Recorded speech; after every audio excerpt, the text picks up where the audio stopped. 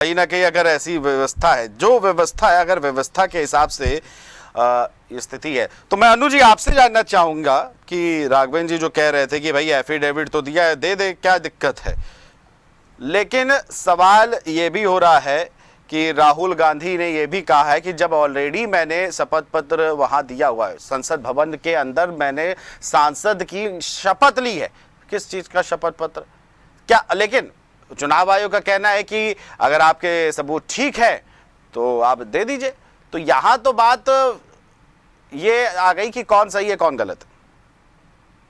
देखिए कुलभूषण, पहली बात तो ये है, और राघवेंद्र जी की बात का भी जरा जवाब दे दीजिएगा जी।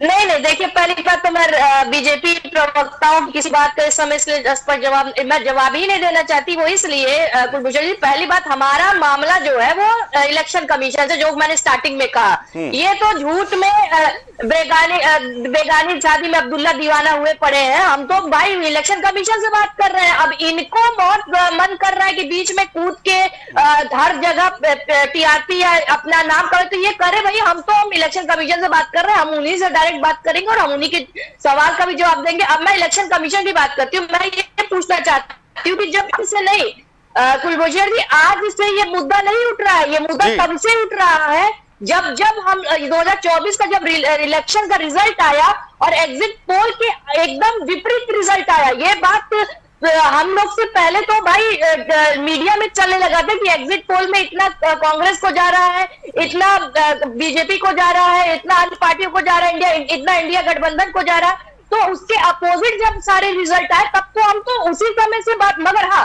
हम उस समय इसलिए इतना खुल के नहीं बात करते क्योंकि हमारे पास सबूत नहीं था। और उसमें भी माननीय राहुल गांधी जी और कई भी इंडिया गठबंधन के पक्ष नेता कह रहे थे कि धांधली हुई है और हमारे पास सबूत है और आप हमारी बात को संज्ञान में लीजिए। उस समय भी इलेक्शन कमीशन ये कह रहा था कि आप सबूत दिला रहे हो और आप झूठ नहीं इलेक्शन कमीशन के ऊपर आरोप लगा रहे हैं, आप असंवैधानिक तरीके से बात कर रहे हैं। अब तो हम सबूत दे रहे हैं ना, अब तो सबूत है। उस समय आप कह रहे थे आप सबूत लेके आइए, अब हम सबूत लेके आ रहे हैं, तो अब आप फिर एक नया कह रहे हैं कि आप शपथ पत्र दीजिए। भाई साहब, सब लोग हिंदुस्तान के ही, सब लोग इस भारत में ही रहते हैं। इलेक्शन कमीशन भी भारत का एक संगठन है जो इलेक्शन करवाता है, लोगों को चुनाव करवाता है। वो संविधान से ऊंचा नहीं है। हम अब सबूत के साथ बात कर रहे हैं, जवाब हमें चाहिए। अब आप गोल गोल बात घुमा रहे हैं कि आप शपथ पत्र दीजिए, उसके बाद हम इसे कार्रवाई करेंगे। हम पूछ रहे हैं, हम सवाल किससे कर रहे हैं?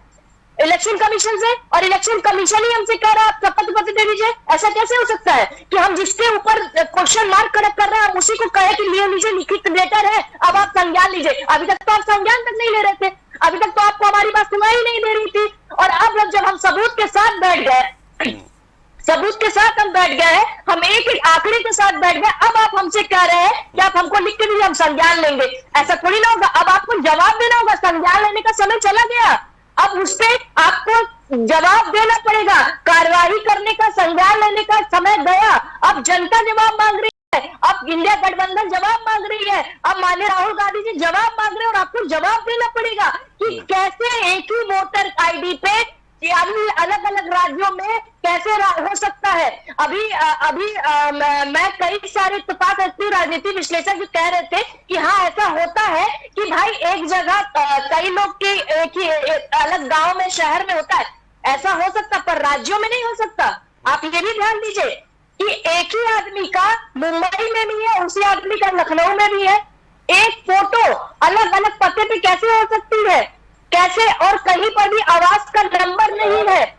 तो ये सारी चीजें अलग अलग, और एक एड्रेस पे वोट के भाव में वोटर्स है, ऐसा पॉसिबल हो ही नहीं सकता। इतना तो चुनाव के बारे में हम सब जानते हैं, भले ही हम इलेक्शन कमीशन में नहीं बैठे हैं, भले ही हम उस जगह पे नहीं है, मगर हमें भी पता है हम लोग भी चुनाव धरातल पे करते हैं, हम लोग जगह जगह जाते हैं, हम लोग के वहां भी लोग होते हैं, BLO होते हैं, वोटर्स जो सेट करते हैं, सब लोग को जानते हैं कि किस तरीके से वोटर आईडी बनाई जाती है। इस तरीके के जो सबूत पेश किए गए हैं ना, ऐसे कहीं नहीं आज तक हुआ, और ये सबूत के साथ हम बात कर रहे हैं। अब संज्ञान लेने का वक्त गया इलेक्शन कमीशन पर, अब इलेक्शन कमीशन को जवाब देना पड़ेगा।